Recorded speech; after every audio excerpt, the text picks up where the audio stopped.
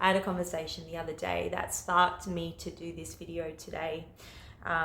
She is a friend and a client of mine that actually said to me, she's like, I never really knew your story in depth and why it is you do what you do.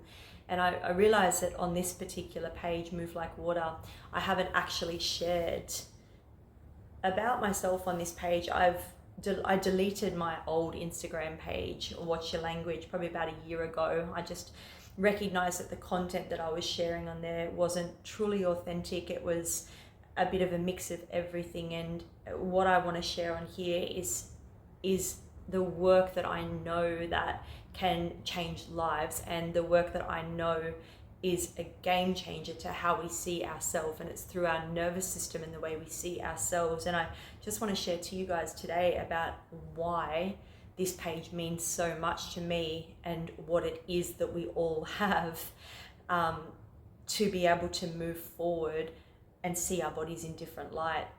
Most of my life, from the age of 6 to about the age of 35, was spent in disordered eating. Many people are like, oh, when did it start?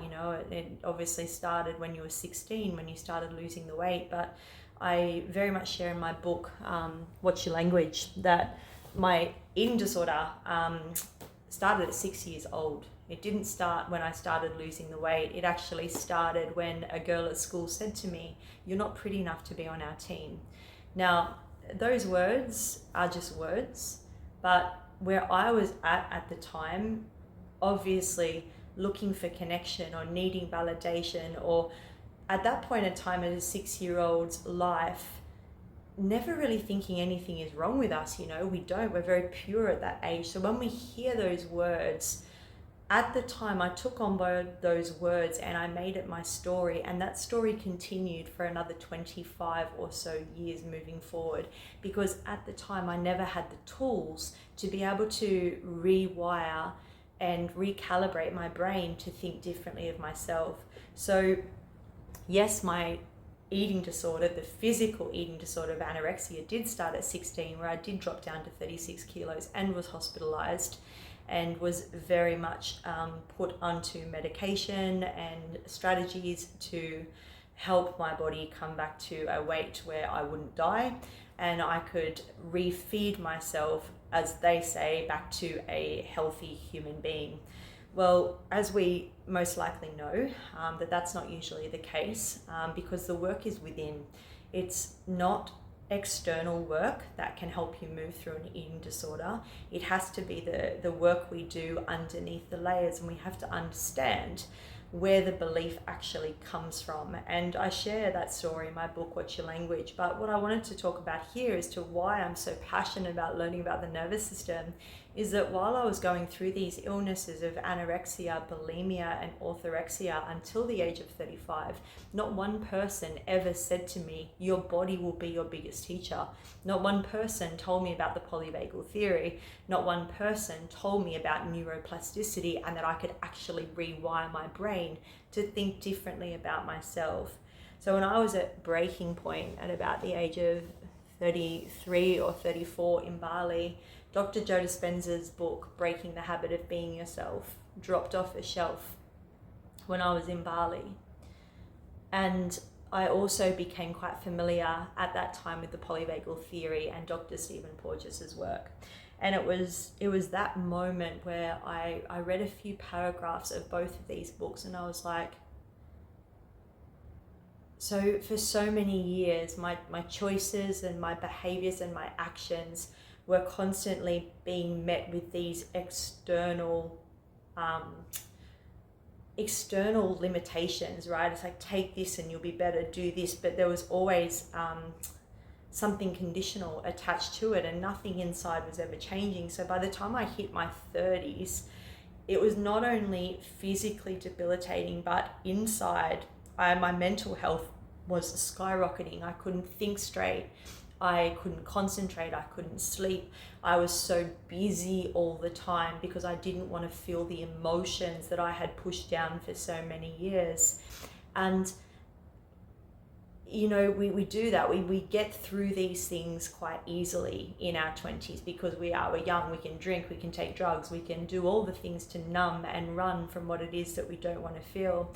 But as we start to get a little bit older, again, the more we push things down, the the harder it is to keep them down. And we cannot go through life and avoid the things that we push down. You know, if we're being triggered, it's because we have held on to something and pushed it down. So the moment that something reminds us of a certain environment, all of that energy or emotion, right, and emotion is just energy and motion, comes up to the surface. And it's our job in that moment to either push that emotion back down, and that's what I became really good at because that's what I had learned, or we start to let it come to the surface and we do the work to find out where that story has been learned from and get to ask ourselves the opportunity, is this true for me anymore?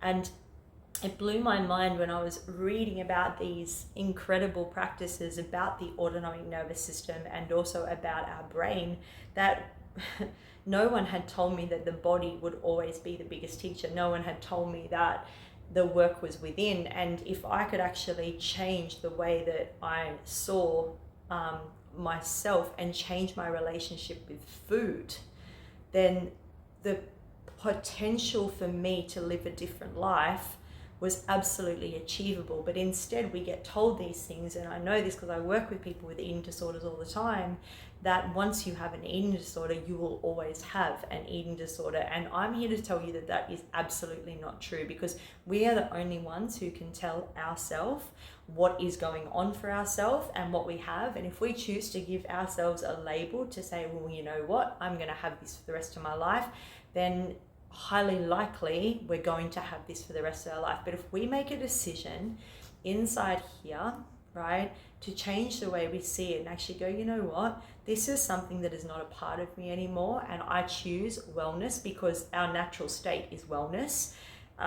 Illness is actually not a part of us or who we are, right? Illness comes from a dysfunction in the nervous system, right? And this is why this was so fascinating to me.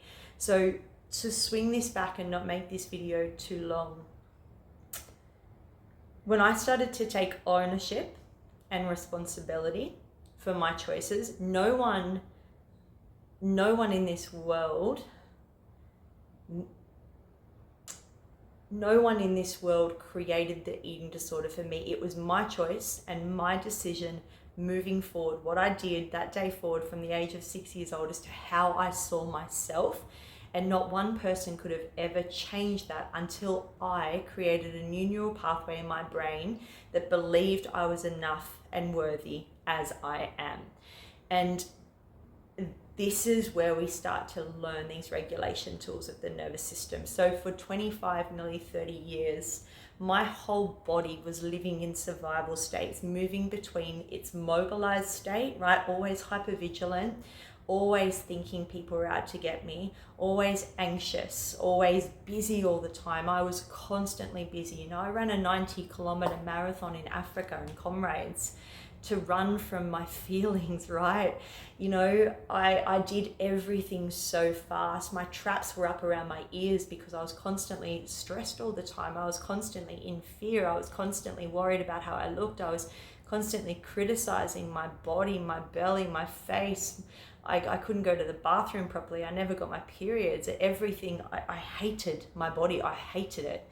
And all of that hate and pain and agony and criticism and judgment caused my whole nervous system for nearly 30 years to be in a massive place of tension, right? And when the body had had too much, as if I'd been living in tension for too many weeks, for too many months, I would then fall into my super dysregulated state, into my freeze and fawn state, where I would shift into people pleasing. I would shift into behaviors without naming them that were in no way, shape or form helpful for my healing, for my body or for my mind. And I would then shift between these two states of survival mode, right, in my fight flight state, in protection mode, right, down into my freeze mode, completely tapped out, dissociated and numb for nearly 30 years.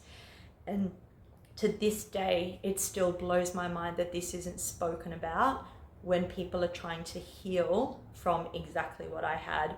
So moving forward, from about the age of 35, I started to take ownership and I started to be curious about what I could change about my body. The beautiful tool that I did have was a very strong willpower. So anyone would know that if you've ever been through an eating disorder or known someone with an eating disorder, what we're really good at, of course, is willpower, right? Making a choice to do something and to follow through with it. So I knew I had that deep within me to go, you know what, if I wanted to be really good at something, right, then if I was really good at doing that for 30 years, then I know that I can be really good at changing my mind and seeing myself differently and actually learning to appreciate the vehicle that I'm in and getting to know my body from the inside out and seeing it in completely different light to see if I can actually learn about my nervous system and how I can regulate it back to safety so that I can then think from my prefrontal cortex and actually create new behaviors and new actions and new self-talk moving forward with a bit of practice to create a new way of being. And this is why learning about the polyvagal theory for me has been an absolute game changer, right? Let me reframe that. The body knows what the body knows, as in the body is just listening to our cues. So whatever we have done for 30 years, for 20 years, for 40 years, right? If we get really good at something, if we get really good at being a people pleaser, right? If we get really good, like I did, of being a perfectionist, if we get really good at always trying to be right, if we get really good at constantly saying yes when we really want to say no, then your body is going to learn a certain way to be. It's called vagal tone, okay? You're either going to be much better at being reactive, right? If that's what you have trained yourself to be, or you are better at being responsive, right? At actually calming yourself and regulating your nervous system before you respond to certain things in your environment. For me, that was my practice. And to have these tools from the polyvagal theory and also to learn about neuroplasticity and to understand that we are all here and it's all vibration and it's all energy, that our emotions are our guidance scale to show us what is coming back to us, right? If that information could be shared in a way to our young kids, right, that are battling so much comparison and judgment and criticism online, we would be seeing a completely different world. So I guess my message here in this video is this. We have so much external things that come at us to tell us or to direct us in a certain way, to actually say, you know what, you're going to be successful if you do this, right? You do this 9-to-5 job, and if you make this amount of money, you are going to be liked by everyone if you look a certain way and you adhere to this, this, and this, right? You are going to be accepted by the family if you stay in this particular role, and you do this and, you know, you show up every single time, right? But sometimes you might be exhausted and you might need to step back and actually do something for yourself. Sometimes you might be doing the job that, you know, might be what was expected and talked about back in the day, when things were a little bit more regimented and people didn't know how to step into their light. And then you're like, you know what, I really just want to go and play guitar and be a muso, right? We push all these things down, right? Any of that energy where we feel like we are resisting something, right? Like what I did for 25, 30 years, resisting my body, right? Choosing to hate the skin that I was in, choosing to resist food instead of know that it was nourishing me, choosing to punish myself at the gym as opposed to go and play, right? All of this resistance is what creates what's called tension in our autonomic nervous system. Now, this tension sometimes comes across as unnoticed or unconscious, right? We don't know we're doing it because what we've continued to practice is resistance towards things, right? we're not wired, for most of us, right, to see the good in things. We actually see, you know, the negative bias, and we have to train ourselves to see gratitude. We have to train ourselves to look for the things to be grateful for, right? And if we have been conditioned a certain way, which most of us have, you know, we've grown up in a certain environment and we've learnt a way to be due to our conditioning. When we start to go against the grain, right, then we are going to get faced with resistance, okay? And like what I did, when my body knew a certain way to do things for 25 years, it knew the eating disorder, it knew that I was unwell, it knew that I was choosing to battle with myself every single day. My body got used to that. It's called homeostasis. The body doesn't know good from bad. It just knows what it practices. So when I went to try and change, right, who I was, there was so much resistance to that, you know, because my body's like, hang on a second, you look in the mirror and you beat yourself up every day. You look in the mirror and, you know, you judge yourself every day. You look in the mirror and you choose to minimize your calories or to not eat for the day because that's what you do, right?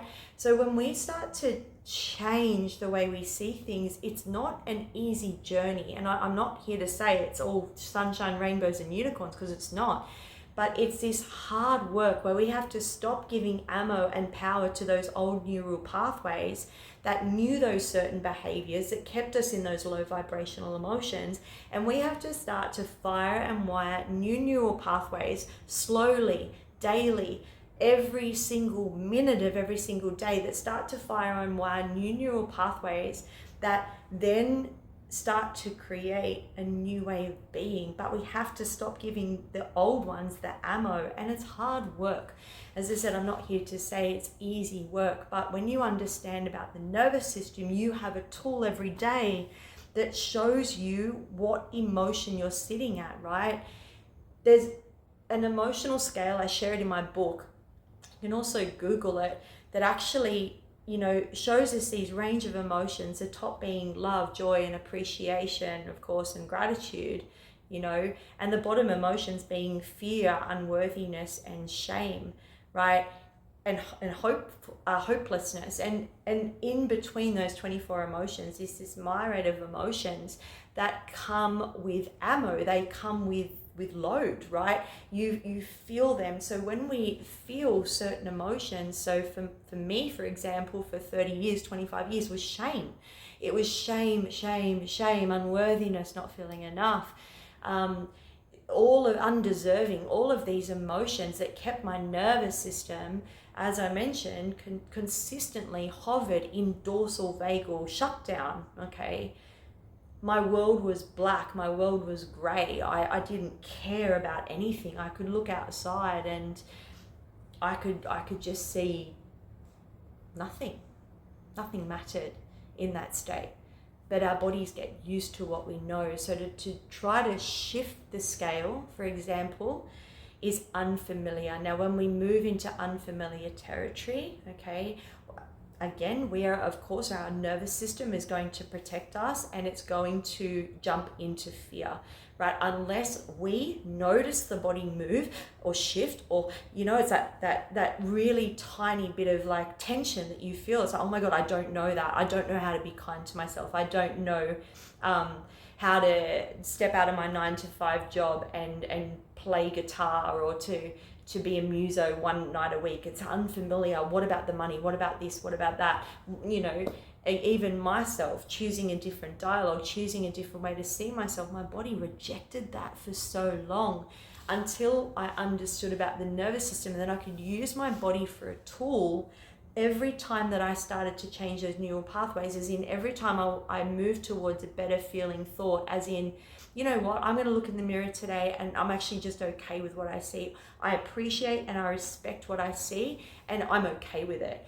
Even that at the start was hard because my body would go into tension. I had to actually feel it. So I'd watch my body tense up, I'd give it the permission to relax using the tools in the polyvagal theory, using my body as a visual. I would do everything I could do to keep my body open and safe so that I wasn't going into contraction, into tension, and into that fear-based thinking, which would close my body and keep me back in the same thoughts that I had practiced for years. And then day upon day, week upon week, and year upon year, we start to create a new way of being, not just how we think about ourselves, but our bodies learn to relax, right? They learn to be a bit more open, they learn to be a bit more receptive, they learn to be curious rather than critical. And we get to a point where we look into the mirror, and yeah, we might be having a bad day, skin might be breaking out, we might be bloated, we might be this, we might be that, but we can actually look in the mirror and go, you know, I accept this today and I'm okay with it. And the body still remains open, and the nervous system is able to remain in its ventral state. And at the end of the day, you know, it might not be something that you're battling with, so to speak, like what I did for so long. But what you might find is that these moments of judgment, or moments where we feel we're not doing enough, or these constant pressure that we place on ourselves due to expectations, generally from others that aren't even ours, where our body is just constantly living in a state of chronic tension or shutdown, we really need to start to recognize that, using our body as a tool to actually go, hang on a second, my shoulders have just come up around my ears. Because I've just said I'm not enough, right? We have to recognize that the emotions we are feeling based on the dialogue we speak to ourselves is going to have a somatic effect on our body, and it's either going to open or close you. We want to be working towards our body being open. Okay, that's when our nervous system feels safe, accepting. We have access to our prefrontal cortex here, and this is the only place where we can change our neural pathways when our nervous system returns back to a ventral state. So it was probably a little bit longer than I wanted to share, but it's an absolute game changer, and it's why I do what I do, because I'm never ever going to stop learning about my nervous system, and I'm never ever going to stop learning about my body, because my body, along with your body, is this incredible, amazing vehicle that is not here to hurt you. Symptoms and things that show up in your body, they are not to be judged, they are not to be criticized, they are not for you to get angry at. It is your body talking to you and trying to communicate to you, to ask you to listen, to ask what's actually going on. Inflammation in the body comes from a dysregulated state, a constant dysregulated state in our autonomic nervous system, right? If you think about it, from what I just said, I was constantly in tension with my thoughts, and my emotions were down the lower end of the vibrational scale. And this constantly caused my body to be locked up in intention. So inflammation, sickness, and dis-ease was what I was for nearly 30 years. We have the tools to heal ourselves from the inside out, and it really starts with looking at how your nervous system is on a day-to-day basis, right? Again, is it used to being open and receptive, present, slower rather than faster? Or is it constantly always on the go? Is it constantly in tension? Is it constantly reactive? And that's going to tell you a lot about your health from the inside out. So use your body as a teacher. Get to know about the polyvagal theory and your nervous system, so that you then have the tools to pull yourself back up to safety when the time is needed. There we go. If you've got any questions, or if you resonate, or if you'd like to know a little bit more, please feel free to comment. I'm very open about this kind of stuff. I've got plenty of videos over on my YouTube, conversations with my mum about my eating disorder. But I never ever have any regrets for it, and I never once have regretted spending that time being as sick as I was, because it was that time that taught me so much about my body, and has now given me the options and the tools to spin it on its head and to actually get to know my body in a brand new way, and it's only just like the tip of the iceberg. You know, we can really have so much love for the skin we're in.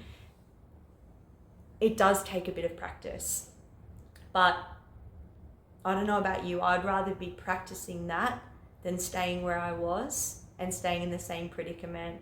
But these bodies are incredible, and our nervous system is under everything. So we need to stop looking at the outside picture. We need to stop focusing on what we're seeing and focusing on what we think is wrong, and actually bring it back to inside and actually go, you know, well, what's going right for me here? You know, how do I see myself? You know, what does that look like? And to finish off this conversation, see yourself as if you're talking to a little child. If you or anyone out there, you know, you've got kids, you've got a loved one, you've got an animal, you've got a pet. If they came to you and they were in pain or suffering or judging their own body, or not happy with their work, or feeling unloved or unsuccessful or unworthy or not deserving, and they came to you and had a conversation around that, you would do everything in your power to help them feel better and move them towards a better feeling thought. And that's what we need to do for ourselves, right? It is a choice to stay stuck in our thoughts. Right, again, I'm going to say that again. It is a choice to stay stuck in our thoughts, right? Because we also have, whatever is happening anyway, right? And we have the ability to shift the way we see something, right? And to potentially see what we can learn from that situation, how we can grow from that situation, or again, what is around us that we can be grateful for, all right? The thoughts themselves are just thoughts. They carry no energy, but it's the time and the attention and the ammo that we give to thought, as in the choice to sit there. That's when we start to develop or manifest more of the same. So when we're looking at our body, the more we talk to ourselves through the eyes of appreciation, the more we look at this and go, wow, thank you for what you're telling. Oh my God, my knee's a bit sore today. Thank you. My lower back's sore today. Thank you. What are you trying to tell me? How can I help you? You're then going to be on the path to keeping your nervous system regulated whilst also in the process of healing. If your body goes into tension, as in, oh, fuck you knee, or fuck you lower back, or my God, this is doing it again, or I'm always unwell, then unfortunately, we still stay in that loop of keeping our body in tension, our nervous system in a dysregulated state, and our self-talk stays down the shittier end. I hope this resonates, guys, and I am really grateful for you all being here on this page. It's an exciting journey moving forward. We've got some exciting things happening moving forward for Move Like Water. But at the end of the day, do everything you can to get to know your body on a level that is just phenomenal. So think of it as a constant tool that you have to get to know. It's like your best friend. It is your partner in crime, and it is an absolute superstar of a weapon that is here to help you along the way.